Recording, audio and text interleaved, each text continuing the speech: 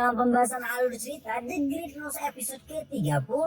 Seperti biasa sebelum masuk ke pembahasan episode kali ini, kita review dulu episode sebelumnya di mana Mujang beserta Suji dan Jinling menjelajahi lembah es untuk memburu binatang spiritual peringkat surga yang juga diburu oleh kelompok lain. Namun tanpa diduga mereka semua dikejutkan dengan kemunculan binatang spiritual tingkat surga yang bermukim di bawah tanah, sehingga aksi perburuan mereka berjalan tidak sesuai rencana. Nah, di episode sekarang kita akan lihat bagaimana Mujang mengalahkan dua binatang spiritual tingkat surga dengan bantuan kekuatan dari Amba Jioju, sehingga hal tersebut membuat dia dikejar-kejar oleh kelompok pemburu lain yang tidak rela buruannya diambil. Kita juga akan lihat bagaimana esensi dua binatang spiritual tingkat surga itu akhirnya ditelan oleh Tante Jioju, yang ujung-ujungnya membawa Mujang dan Tante Jioju pada sebuah kesepakatan untuk menjalin koneksi darah. Seperti apa cerita selengkapnya? Tanpa lama-lama langsung aja kita terus.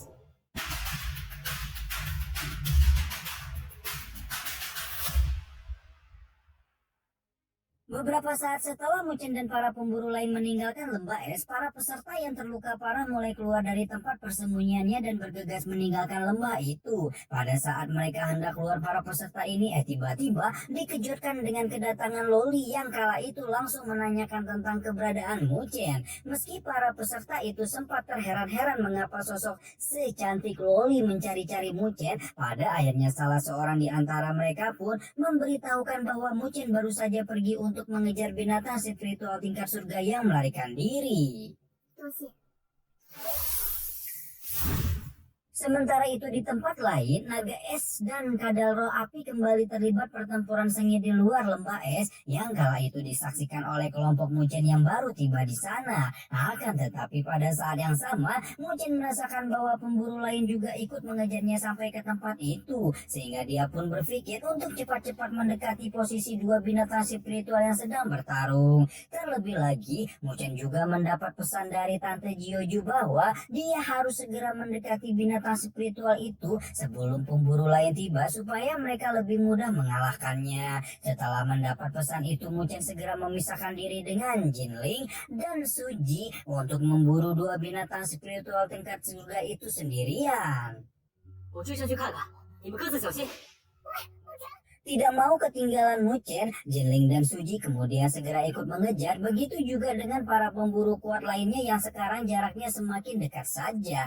Di sisi lain, sembari menuju lokasi dua binatang spiritual tingkat surga, Mujang menurunkan kendali sangkar bunga mandala yang mengurung Tante Jioju supaya memudahkan dia untuk meminjamkan kekuatannya. Tidak lama dari itu sampailah Mujang di lokasi pertarungan naga es dan kadal roh api, di mana saat itu Mujang mendapati naga es sudah menunjukkan tanda-tanda akan kekalahannya. Namun meski demikian, hal itu tidak lantas menyurutkan niat bertempur naga es yang seketika tidak ragu untuk melakukan pertempuran hidup dan mati.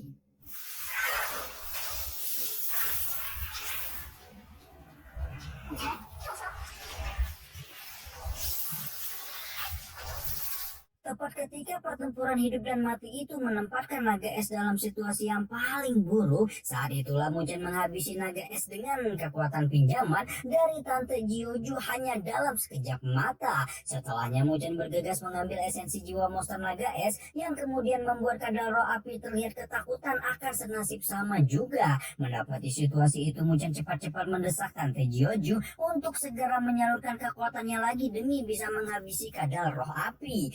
Saat kemudian Mujang pun mendapatkan transferan kekuatan Jioju dan langsung menghabisi kadal roh api hingga didapatkan esensinya.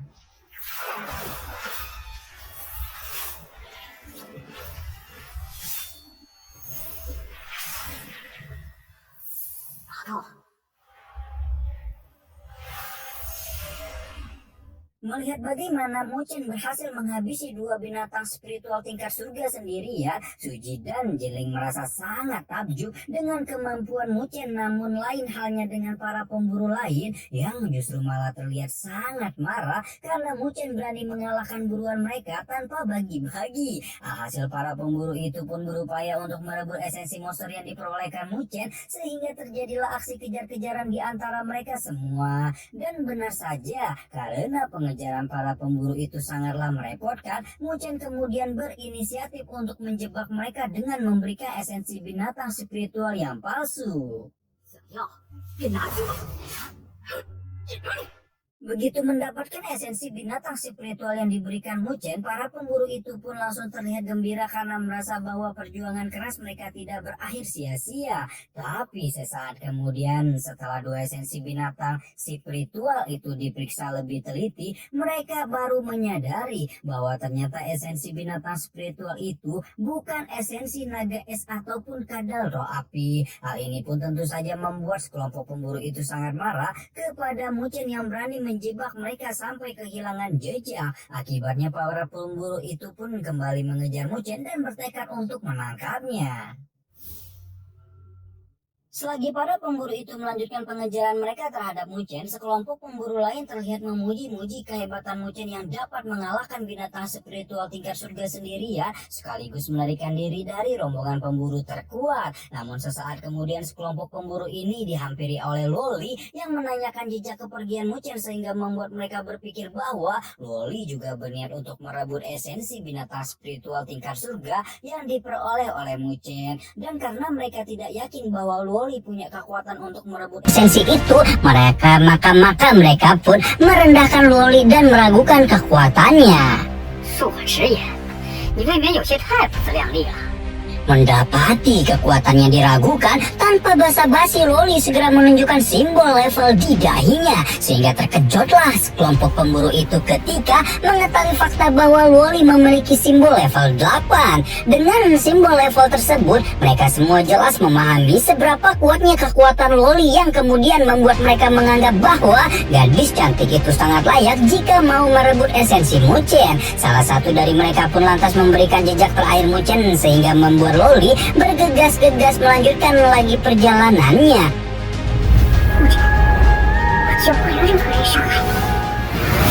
Kembali kepada Muchen, sekarang dia menemukan sebuah tempat yang dianggapnya cukup aman dari kejaran para pemburu, dan ia pun segera ambil posisi kultivasi untuk menyerap esensi 2 binatang spiritual tingkat surga. Tapi yang mengejutkan, kedua esensi itu malah direbut duluan oleh Jiuju yang ternyata sengaja merencanakan semua itu untuk meningkatkan kultivasinya sendiri dan memperlancar proses evolusinya. Menyadari hal tersebut, Muchen segera memfokuskan diri menuju lautan energinya dan membujuk Jiuju supaya dia mau berbagi sedikit kedua esensi binatang spiritual itu.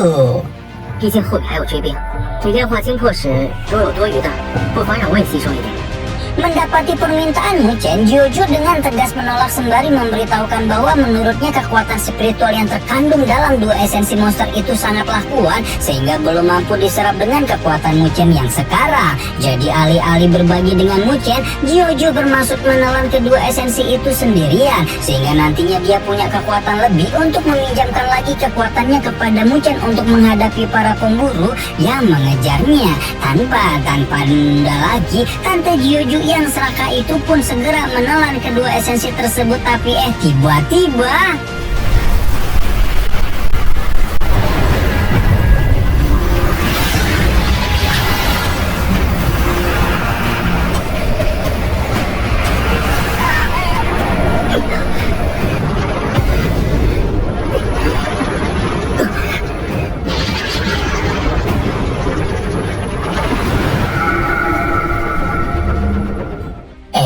tiba-tiba saja Tante Jiuju malah kena efek balik akibat karma menelan kedua esensi binatang spiritual itu secara bersamaan. Hal itu jelas dikarenakan bahwa kedua esensi itu memiliki karakteristik yang bertolak belakang, yakni panas dan dingin, sehingga otomatis menyebabkan reaksi di luar dugaan ketika ditelan. Situasi tersebut lantas membuat Muchen terlihat sangat panik, terlebih ketika dia menyadari bahwa Tante Jiuju sudah kehabisan energi spiritual untuk mengatasi efek balik itu. Dan berhubung efek balik yang dialami Tante Jiuju bisa membahayakan tubuh Muchen juga, maka kertas hitam misterius yang ada di lautan energi Muchen bergerak sendiri melakukan perlindungan dengan semakin mempersempit ukuran sangkar bunga mandala.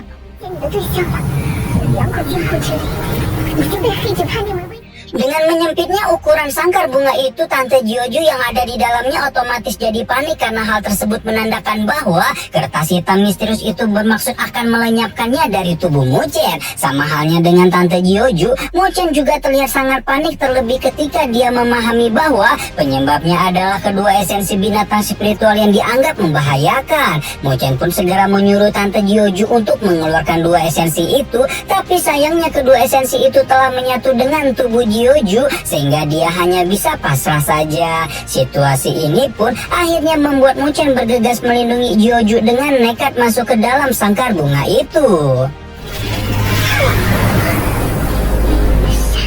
Setelah memasuki sangkar burung, Muchen berhasil menekan pergerakan kekuatan kertas hitam karena tahu saja kertas hitam itu tidaklah mungkin membahayakan pemilik tubuh. Tapi sesaat kemudian Tante Jojo menganggap upaya itu akan percuma karena Muchen tidak mungkin selamanya berada di dalam sangkar, sehingga cepat atau lambat Jojo pasti akan dihilangkan juga. Menyadari hal ini, Muchen menanyakan solusi lain kepada Jojo sehingga akhirnya dia pun mengetahui bahwa satu-satunya cara untuk melindungi Jojo adalah dengan membangun koneksi darah antara dirinya dengan Jojo, dimana jika koneksi itu berhasil dilakukan, maka mereka berdua akan saling terikat seumur semati sekaligus berbagi kekuatan juga. 你我像生死与共，随之消亡。我死了，你也无法苟活。 Berhubung koneksi darah adalah satu-satunya cara yang tersisa, Muchen tidak ragu untuk menyetujui, tapi lain halnya dengan Jojo yang malah meragukan ketulusan Muchen dalam mengambil keputusan. Dia pun memastikan kembali apakah Muchen benar-benar yakin dengan keputusan besar tersebut, karena jika proses koneksi itu dilakukan, maka mereka berdua juga akan berada dalam bahaya besar. Tapi karena Muchen sudah sangat mantap dengan pendiriannya, maka Jojo juga akhirnya merasa yakin untuk berbagi hidup dan mati bersama Muchen melalui koneksi itu. 顾晨，我们开始吧。我终究是没看错人。 Setelah kedua makhluk ini mencapai persetujuan, Jojo kemudian memulai ritual koneksinya dan meminta Muchen untuk segera memberikan setetes untuk disatukan dengan esensi Jojo. Bersamaan dengan itu, Jojo juga memberikan peringatan kepada Muchen bahwa mereka berdua hanya punya kesempatan satu kali untuk melakukan ritual itu, yang jika gagal maka mereka tidak akan pernah bisa mengulanginya lagi, sehingga mereka harus memastikan bahwa segala proses yang akan dijalani akan berjalan dengan lancar, dimana selama proses itu berlangsung, pikiran mereka harus selalu terhubung satu sama lain. Nah, usai menjelaskan hal itu, proses penyatuan koneksi itu pun berlangsung dengan khidmat.